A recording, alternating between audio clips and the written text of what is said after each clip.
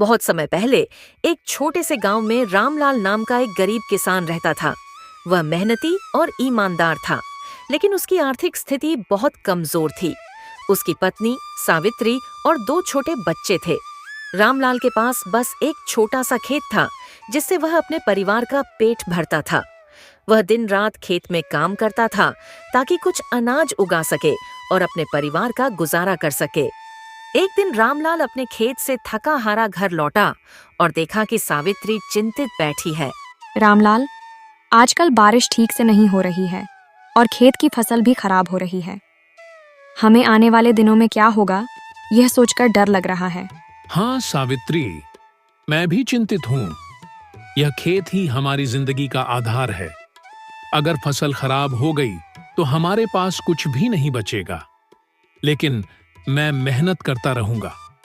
भगवान पर भरोसा है, कुछ न कुछ हल जरूर निकलेगा। सावित्री ने रामलाल की बातें सुनी और उसका साथ देने का वादा किया। वह जानती थी कि उनके पास उम्मीद के सिवा कुछ नहीं था। गांव के दूसरे छोर पर ठाकुर नाम का एक अमीर जमींदार रहता था।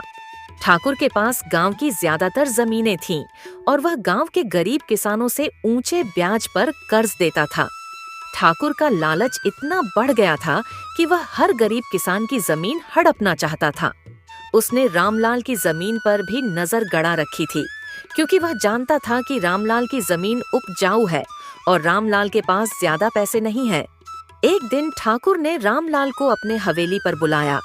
रामलाल, सुना है तुम्हारी फसल ठीक से नहीं हो रही है। अगर तुम चाहो तो मैं तुम्हें कुछ पैसे उधार दे सकता हूँ, लेकिन इसके बदले तुम्हें अपनी जमीन गिरवी रखनी होगी।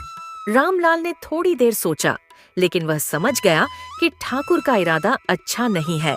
उसने विनम्रता से मना कर दिया। ठाकुर साहब, मैं जानता हूँ कि आपकी मदद की पेशकश अच्छी है, लेकिन मेरी जमीन ही मेरा सब कुछ है। मैं इसे किसी भी हालत में गिरवी नहीं रख सकता। ठीक है रामलाल, जैसा तुम चाहो, लेकिन याद रखना, जब तुम्हें पैसों की जरूरत होगी मेरे पास आना मत भूलना। रामलाल ठाकुर के मन की चालाकी को समझ गया था, लेकिन उसके पास कोई और चारा नहीं था। वह अपने खेत की ओर लौट आया और फिर से मेहनत करने लगा। कुछ हफ्तों बाद रामलाल की फसलें सूखने लगीं। बारिश न होने के कारण खेत में पानी की कमी हो गई और धीरे धीरे सारी फसल बर्बाद हो गई। रामलाल अब बहुत चिंतित था। उसके पास खाने के लिए अनाज भी नहीं बचा था और परिवार भूख से तड़पने लगा।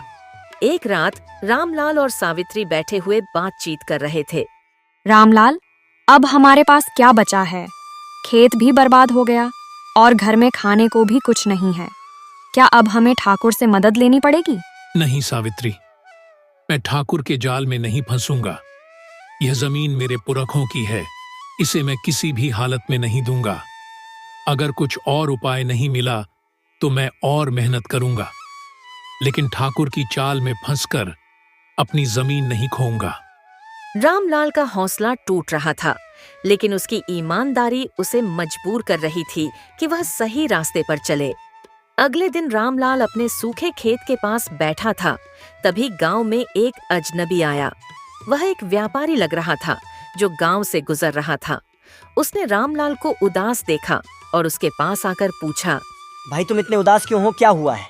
रामलाल ने उसे अपनी सारी कहानी बताई, कैसे उसकी फसल बर्बाद हो गई और कैसे ठाकुर उसकी जमीन हड़पना चाहता था।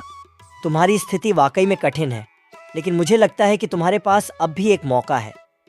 मैं तुम्हारी मदद कर सकता हूँ, लेकिन तुम्हें मेहनत करनी होगी। मैं तुम्हें कुछ बीज दूंगा जो जल्दी उगते हैं और कम पानी में भी फलते हैं। इन बीजों से तुम कुछ ही समय में अपनी फसल तैयार कर सकते हो। रामलाल को व्यापारी की बात पर यकीन नहीं हुआ, लेकिन उसकी ईमानदारी उसे कुछ उम्मीद दे रही थी। उसने व्यापारी के दिए बीजों को अपने खेत में बोने का फैसला किया। रामलाल ने व्यापारी द्वारा दिए गए बीजों को अपने खेत में बो दिया और पूरी मेहनत से उनकी देखभाल करने लगा। कुछ ही दिनों में रामलाल के खेत में नए पौधे उगने लगे। रामलाल और सावित्री की मेहनत और उम्मीद ने आखिरकार रंग दिखाया। फसल जल्दी तैयार हो गई और रामलाल ने उसे बाजार में बेच दिया।